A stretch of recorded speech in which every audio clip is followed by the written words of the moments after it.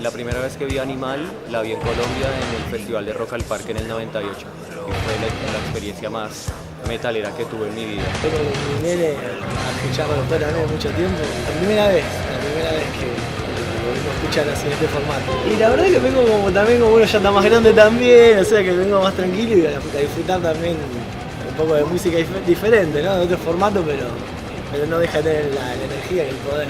Yo aguanto Animal.